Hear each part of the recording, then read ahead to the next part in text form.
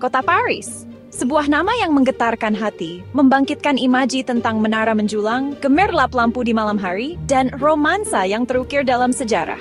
Dalam penjelajahan visual kali ini, kita akan menyelami keajaiban Paris. Siapkan diri Anda, karena kita akan memulai perjalanan tak terlupakan menelusuri jejak keabadian di Kota Cahaya. Paris, ibu kota Prancis, bukan hanya pusat pemerintahan dan ekonomi, tetapi juga simbol dunia bagi seni, budaya, sejarah, dan arsitektur. Terletak di tepi Sungai Seine, kota ini membentang seluas 105,4 km persegi, dihuni oleh sekitar 2,1 juta jiwa. Dikenal sebagai La Ville Lumière atau Kota Cahaya, pesona Paris tak pernah pudar, terus memikat jutaan pengunjung dari seluruh dunia setiap tahunnya.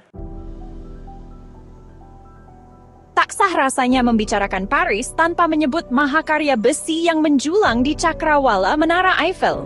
Dibangun oleh Gustave Eiffel untuk pameran dunia tahun 1889, menara setinggi 330 meter ini bukan hanya simbol kekuatan teknik, tetapi juga monumen romantisme Paris. Dari puncaknya, kita bisa menyaksikan panorama kota Paris yang menakjubkan. Hamparan atap-atap bangunan dan aliran Sungai Seine yang membelah kota.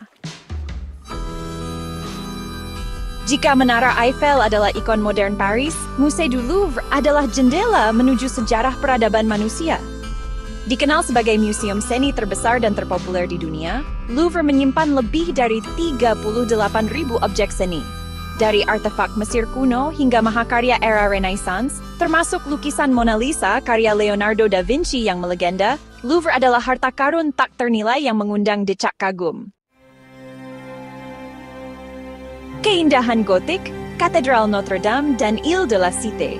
Di jantung Sungai Seine, terdapat pulau kecil bernama Ile de la Cité, yang menjadi tempat berdirinya Katedral Notre Dame de Paris. Dibangun sejak abad ke-12, katedral ini adalah mahakarya arsitektur gotik Eropa, dengan jendela kaca patri yang megah dan ukiran batu yang rumit. Meskipun mengalami kebakaran hebat pada tahun 2019, semangat Notre Dame tetap hidup dan upaya restorasi terus dilakukan untuk mengembalikan kejayaannya. Romantisme Montmartre dan Basilika Sacré-Cœur. Beranjaklah ke utara Paris, kita akan menemukan Montmartre, bukit tertinggi di kota ini. Disinilah Basilika Sacré-Cœur berdiri megah dengan kubah putihnya yang menjadi landmark Montmartre. Montmartre adalah kawasan yang identik dengan seni dan romantisme. Disinilah kita bisa merasakan denyut nadi kehidupan seniman jalanan, pelukis, dan musisi yang mewarnai Montmartre.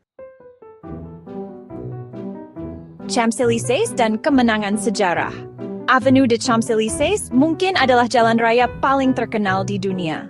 Membentang dari Place de la Concorde hingga Arc de Triomphe, Champs-Élysées adalah simbol kemewahan dan kejayaan Paris.